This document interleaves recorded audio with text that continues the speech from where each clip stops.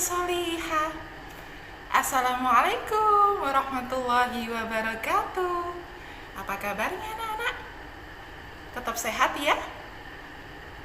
Anak-anak harus selalu semangat, karena setelah ini anak-anak akan naik kelas 2. Jadi anak-anak harus tetap di rumah belajar didampingi mama. Oh iya, anak-anak pernah digigit nyamuk nggak sih? Pasti semua pernah ya digigit nyamuk ya? Menyebalkan ya? Nggak seneng kan digigit nyamuk, gatel. Tapi tahu nggak sih, ternyata nyamuk itu hewan ciptaan Allah yang kecil itu bisa mengalahkan raja yang sangat sombong. Loh, kok bisa? Bisa. Anak-anak mau tahu ceritanya? Saksikan terus ya. Di zaman Nabi Ibrahim alaihissalam, hiduplah seorang raja yang sangat sombong. Dia jahat. Raja itu bernama Raja Namrud. Raja Namrud memiliki kekuasaan yang besar, sehingga kekuasaan itu membuatnya lupa kepada Tuhan. Dan dia menganggap dirinya sebagai Tuhan. Ya Allah. Raja Namrud dengan sikapnya yang sombong itu meminta kepada seluruh rakyatnya untuk menyembahnya. Raja Namrud menganggap dirinya sebagai Tuhan. Rakyatnya diminta menyembah Raja Namrud. Suatu hari, Raja Namrud mengundang semua rakyatnya untuk makan enak di istana, termasuk Nabi Ibrahim alaihissalam. Semua makanan lezat dihidangkan. Ada ayam goreng, ada mie goreng, ada nasi goreng, ada bubur ayam, ada tahu campur. Semua makanan-makanan lezat dihidangkan di situ. Setelah semua rakyatnya berkumpul di istana, Raja Namrud bertanya, "Hai rakyatku, siapa yang paling berkuasa di sini? Siapa yang sudah menghadirkan makanan-makanan lezat untukmu?" Rakyatnya menjawab, "Tentu tuanku Raja Namrud. Tuanku Raja Namrudlah yang menghadirkan makanan-makanan lezat di sini." Tapi Nabi Ibrahim diam, tidak menjawab. Lalu ditanya, "Hai Ibrahim, kenapa kamu tidak menjawab pertanyaanku? Siapa yang sudah menghadirkan makanan lezat di sini?" Nabi Ibrahim menjawab, "Allah lah yang memberiku makanan lezat ini. Allah yang menghidupkan dan mematikan makhluk." "Kamu Ibrahim, beraninya kamu ya? Beraninya kamu menghinaku di depan rakyat-rakyatku? Akulah yang paling berkuasa di sini. Aku yang memberi kamu makanan lezat ini, bukan Tuhanmu." Raja Namrud marah karena Nabi Ibrahim menganggap Raja Namrud bukan Tuhannya. Setelah itu, Raja Namrud mengusir Nabi Ibrahim dari istana. Dan Nabi Ibrahim tidak jadi makan makanan lezat di istana. Nabi Ibrahim pun berjalan pulang ke rumahnya. Ia merasa ia akan membuat sedih istrinya di rumah karena tidak membawa makanan lezat. Kemudian di tengah perjalanan, Nabi Ibrahim mengumpulkan pasir-pasir lembut. Pasir lembut itu dibawa pulang ke rumah.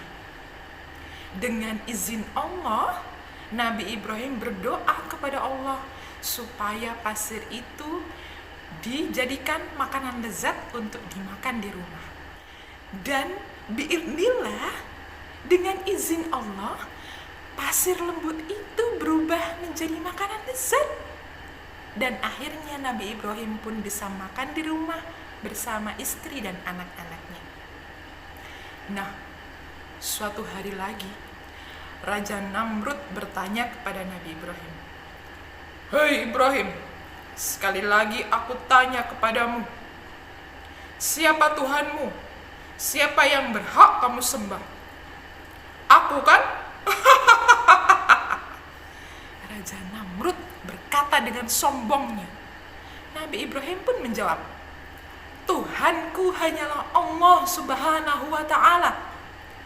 Tiada Tuhan lain yang berhak disembah kecuali Allah." Raja Namrud marah. "Beraninya kamu Ibrahim, kamu menghinaku lagi?" Akhirnya Raja Namrud pun mengumpulkan semua rakyatnya di lapangan besar, di lapangan yang luas. Semua orang-orang di negeri itu dikumpulkan, kemudian ditanyai semuanya supaya mereka menyembah Raja Namrud. Tapi Nabi Ibrahim tetap pada pendiriannya. Nabi Ibrahim tidak sedikit pun berpindah menyembah Raja Namrud. Nabi Ibrahim berdoa kepada Allah, "Ya Allah, berikanlah petunjuk-Mu." Setelah itu, apa yang terjadi anak-anak? Allah mengirimkan makhluk kecil yang bisa terbang. Jumlahnya tidak hanya satu, tidak hanya dua, tidak hanya tiga. Banyak sekali. Ribuan, jutaan, miliaran nyamuk-nyamuk yang dikirim Allah untuk menyerang Raja Namrud.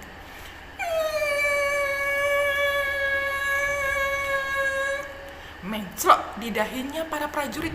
Aduh! Masuk ke hidungnya para prajurit lagi. Aduh, apa ini? Aduh.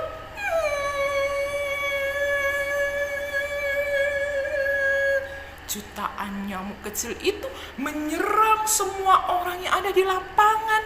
Masuk ke hidung, masuk ke telinga, masuk ke semua lubang-lubang, akhirnya menggerogoti seluruh organ di dalam tubuhnya, termasuk Raja Namrud yang sombong. Raja Namrud lari ke dalam istana. Nyamuk itu menclok ke kepalanya, menclok ke pipinya, menclok ke badannya semua Raja Namrud. Raja Namrud tetap tidak mau mengakui bahwa dia kalah.